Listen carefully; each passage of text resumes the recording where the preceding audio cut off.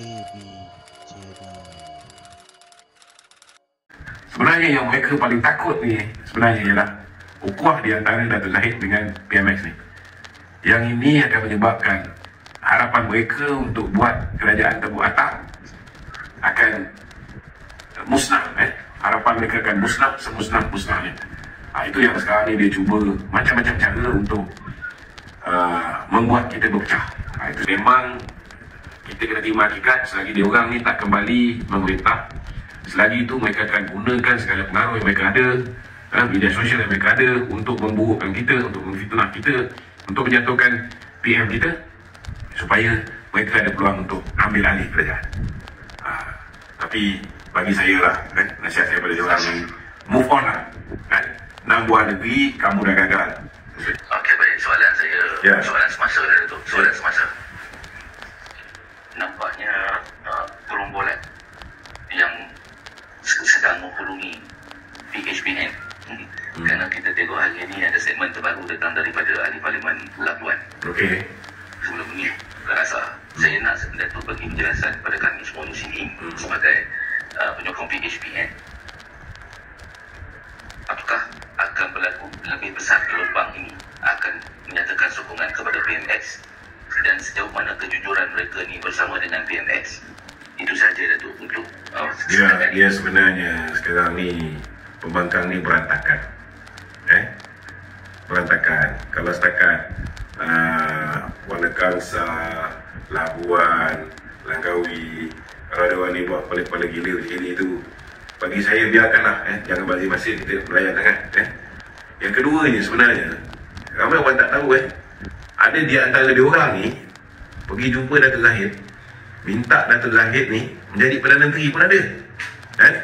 Mereka ni bersetuju untuk sokong Datuk Zahid menjadi Perdana Menteri. Datuk Zahid tolak mentah-mentah. Datuk Zahid tolak mentah-mentah. Bukan setakat tu, ada pula yang pergi jumpa PM pula. Mereka minta supaya mereka sedia nak bagi sokongan padu semuanya kepada PMX untuk menjadi Perdana Menteri dengan syarat mereka minta supaya PMX gugurkan Datuk Zahid daripada kabinet. Dan alhamdulillah saya dengar cerita PMX pun tolak juga. Jadi cuba kita fikir dia orang punya mainan ni, dia pergi jumpa Datuk Zahid nak angkat Datuk Zahid jadi PM supaya Datuk Zahid tinggalkan PMX. Kemudian dia jumpa PM, dia suruh PM tinggalkan Datuk Zahid. Sebenarnya yang mereka paling takut ni sebenarnya ialah ukhuwah di antara Datuk Zahid dengan PMX ni. Yang ini akan menyebabkan harapan mereka untuk buat kerajaan Tembok Atas akan musnah. Harapan mereka akan musnah semusnah-musnahnya. Itu yang sekarang ni dia cuba macam-macam cara untuk membuat kita berpecah. Itu sebab kita pun kena pandai. Kita kena tahu bahawa musuh kita ni, otak mereka ni geliga, mereka sedang mencari helah, mereka mencari jalan macam mana nak memecah belahkan kita. Dan jangan kita mudah sangat nak memecah belah. Okey? Okey, baik, saya setuju dengan pandangan Datuk. Dan saya nak clearkan otak saya dengan semua viewer yang ada kat bawah. Soalan saya yang kedua Datuk. Soalan ini menarik sebenarnya. Apa yang berlaku pada hari ini? Kenapalah walaupun ni, saya bertuva walaupun ni hari ini sanggup melakukan fitnah yang tidak logik. Dan saya nak Datuk beritahu sikit lah. Ratu Naga and the team ni, termasuk Papa Komok ni, hari ini telah menghadap PDRM lah. Dan apa nasihat Datuk pada diorang ni sebenarnya? Hala tuju mereka ni sebenarnya ke mana Datuk ni? Bagi saya diorang ni memang tak makan nasihat. Kita kena tahu bahawa mereka ni ialah cyber troopers berbayar. Kalau mereka tak buat apa yang mereka buat ni, mereka tak dapat gaji, mereka tak dapat bayaran, mereka tak dapat projek, mereka tak dapat macam-macam daripada orang yang hire mereka. Dia punya paymaster. Ada yang sekarang dah tak boleh bagi projek, tetapi dulu banyak bagi projek. Mungkin dah terhutang budi dan sebagainya. Bila terhutang budi ni, maka tergadai budi.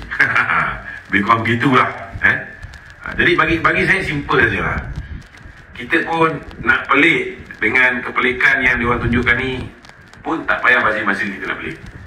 Memang kita kena terima hakikat selagi dia orang ni tak kembali memerintah. Selagi itu mereka akan gunakan segala pengaruh yang mereka ada, media sosial yang mereka ada untuk memburukkan kita, untuk memfitnah kita, untuk menjatuhkan PM kita, supaya mereka ada peluang untuk ambil alih kerajaan. Tapi bagi saya lah, nasihat saya pada diorang ni, move on lah. 6 buah negeri kamu dah gagal untuk jatuhkan kerajaan ni. Pilihan raya di Pulai, kamu gagal. Simpang Jeram, kamu gagal. Pelangai, kamu gagal. Kalaupun kamu berjaya di Kemaman pun, ianya tak memberi kesan apa. Kita tetap ada 2 per 3. Dan setiap hari tambah. Itu hari ada 148. Sekarang ni dengan pengakuan oleh Suhaili sudah jadi 149. Jadi bagi saya lah, jangan bazir-bazir. Itu sebab sekarang ni ramai yang akan melompat.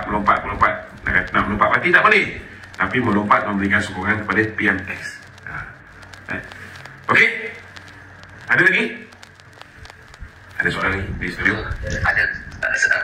Saya minta soalan terakhir. Saya akan keluar. Okey, baik. Soalan saya yang terakhir ialah berkaitan dengan saya mendapat satu perkabaran yang gembira lah. The end of life Perikatan Nasional ni, kebangkalian akan berlaku pada 31 Januari, iaitu pertukaran Kebawah Duli Maha Mulia Tuanku Sultan Johor akan diangkat sebagai agung kita yang seterusnya. Okey.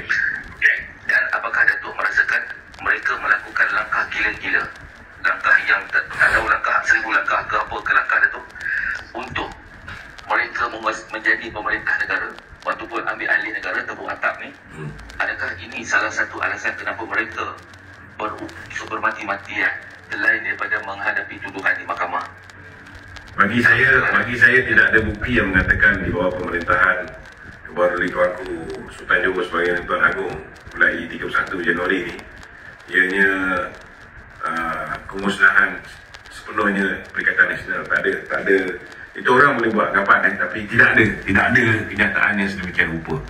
Tetapi yang ada ialah kenyataan Kebawah Duli Tuanku Agong sekarang yang mengeluarkan kenyataan mengatakan bahawa beliau berharap Datuk Seri Anwar adalah Perdana Menteri yang terakhir di bawah pentadbiran beliau di Istana Negara.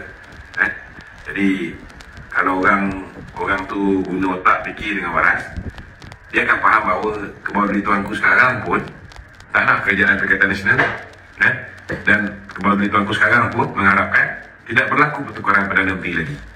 Di bawah pentadbiran Baginda 4 kali lah tukar Perdana Menteri. Itu sebenarnya mesej yang sepatutnya kita baca.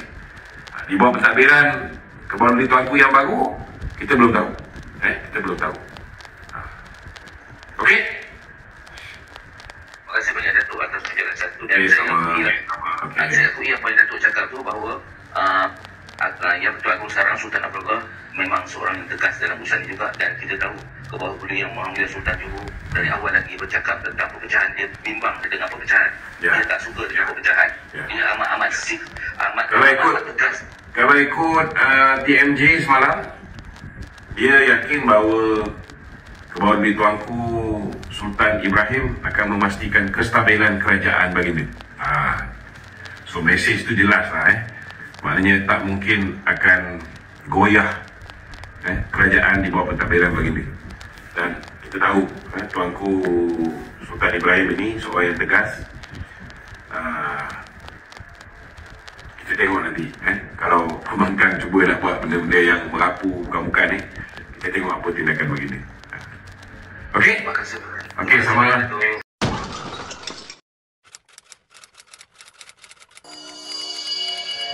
AB Jedi.